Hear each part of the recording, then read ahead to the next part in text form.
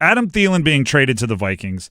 By the way, I feel like because I took the he should be traded side of this, I don't dislike Adam Thielen. I don't think his contributions have been I'm not trying to downplay his contributions the last 2 years. What I am saying, though, is when you draft guys highly, to get your return on investment, you have to use them. So looking at the rest of their wide receiver room, as it stands right now, you're looking at Fritterer and McMillan, who you spent significant draft capital on. Xavier Legette, who you spent significant draft capital on. Jalen Coker, who you hit a little bit of a gold mine in undrafted free agency. And then beyond that, you're looking for more kind of diamonds in the rough, right? You have the Bryce and Tremaines, even a David Moore, who's a veteran, hasn't been the most productive guy catching the ball in his career. It is a interesting group, but it is one that you have to be comfortable with, right? The questions of who's going to be Bryce Young's third down, drop off, always open guy. Well, you'd hope it's Fritterer and McMillan. Why? Because the things that would make you draft him 8th overall are also the things that would make him a lovely third down option. Big, tall, strong, fast, catching ability, contested catch ability, feel for the game, right? The things that make you a great prospect make you a great option on third down. And I'm not sure those parts of him would get to develop if Adam Thielen were there. It's bittersweet watching a player like Adam Thielen leave. But there's a great book. I think it's written by Michael Lewis. It's about an entire year. He embeds himself with the Baltimore Ravens in like 2002. But it's called Next Man Up. And it is an NFL phrase that is said often. And next man up, there's two ways to go about it, right? One, next man up is like if a guy gets hurt, whoever steps into his place has to play well, right? Next man up. But then there's also this thing where sometimes you want the next man up to be the man up, right?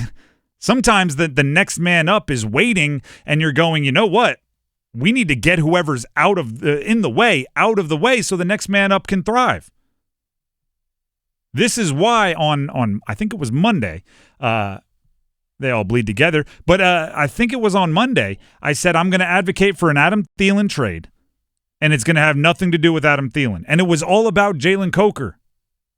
Going where you did it. You did the hard part. You evaluated. You found the diamond in the rough. You found the guy that nobody else saw. You brought him in, and you turned him into a legit NFL wide receiver. Or he, along with your help, turned himself into a legit NFL wide receiver. And if he's on the bench watching most plays, you're not getting the benefit of that. Because if he were a bad wide receiver, he would be on the bench watching. The only way you get the benefit of it is to play him. So now he gets to play a heck of a lot more. A heck of a lot more. Is there more pressure on the young guys? Yes. But you want pressure on those guys. Like you say, two of those guys drafted in the first round. Not only drafted in the first round, your first picks in the draft. Yeah. Like more resources went into them than any of the other young players on your roster. Do you know what would make me worried? The fact that you're going to be depending on Shaw Smith-Wade and Damani Richardson and some of these other guys so much on defense because they're fifth-round picks and undrafted free agents. It shouldn't make you worried that you have to depend on the first-round picks. It should make you kind of excited. All of this, oh no, who is going to be Bryce Young's this? Now that Adam Thielen's gone. If the only person that could fill that role is a 35-year-old possession receiver, we got bigger issues. And that's no disrespect to Adam Thielen. It's just the truth of the matter. Adam Thielen seems like a lovely dude. Seems like he embraced being a Panther until about 2 weeks ago. Having talked to him a few times in the locker room, legit good dude. Seems like a good guy.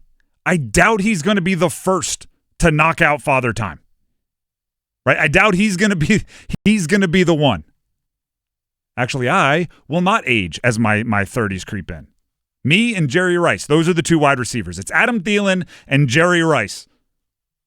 I just don't see it. So if you grab, by the way, jumping up around, especially if the Panthers are better this year, so they're not drafting, top 10. If they're drafting middle of a round and the Vikings aren't winning the Super Bowl, which I don't think they will, then jumping up 2 rounds in the draft is significant.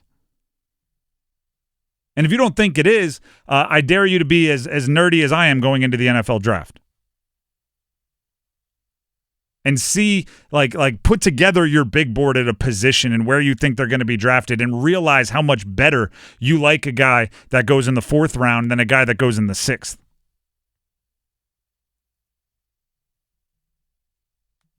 And then the glass half full, because this is the part nobody wants to talk about, or nobody is talking about. That role that Adam Thielen fills, that everybody's so worried about, the young guys might fill it better, right? 3rd and 7, Adam Thielen was the guy that got 8 yards. Yeah, well, what if Tepper McMillan makes the same catch, shakes off a tackle, and gets 35 yards? Right? What if Xavier Legette takes the dump off and uses some of that yak ability that people keep telling me is there, and instead of making it a 2nd and 12, 3rd and manageable, he makes it a 1st down. They might be better simply because physical ability. I'm not saying there's no risk. I'm saying there's very little risk. Worst case scenario, you undersold a guy that had almost no market, and you would have lost for free this upcoming offseason. Worst case scenario is you didn't maximize the return on a guy who, by the way, 100% next offseason would have been worth nothing. If he came out and had 2 bad games, he's worth nothing by week 3. Mm-hmm. Right? If he doesn't have 8 catches by the first 2 weeks, minimum, he's worth nothing going into week 3.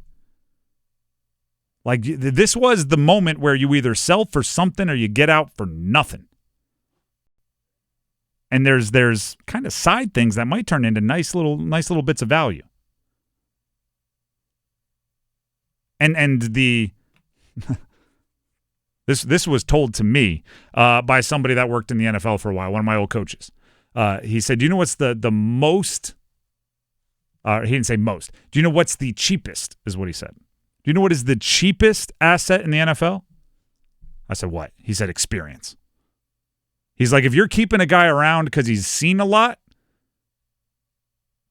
there's a lot of guys that have seen a lot. There's a lot of guys looking for work that want one more year. If you need a mentor in the room, you can find a mentor in the room for dirt cheap.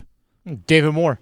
I mean, just think of all of you. I mean, there's a lot of them. Just think of all the best wide receivers of 2021, right? There's a handful of them that are still looking for jobs. And you can go grab one of those and pay them the league minimum. You don't have to take a $6 million cap hit or whatever Adam Thielen was taking to have somebody that can tell Fritterer and McMillan, when a defensive back does this, here's what you do. Matter of fact, a lot of times it's the coaches for. I think this is a good deal. I think they waited the appropriate time. They could have played ridiculous hardball longer and taken it up to game one, but then you're holding everybody, including your own team, in some kind of weird chokehold. They fought the fight. They did the negotiation. They played the hardball, passed waiver claims. Then they made the deal, got what they could get for a depreciating asset, and got out. Who finished 10th in 2021 receiving yards? Who's that? Hunter Renfrow. Exactly. I mean, I'm not saying they're going to go get Hunter Renfrow, but if the thing you're going to miss about Adam Thielen the most is a guy that can teach these players, teach the young guys the ins and outs of leverage and how to get open and how to manipulate a defense, Renfrow is right there. Right there. 7th on that list, former Panther Deontay Johnson. Not the type of person I was talking about. I would go Renfrow over Deontay Johnson, although they are both looking for work. They both are. They are NFL unemployed at the moment.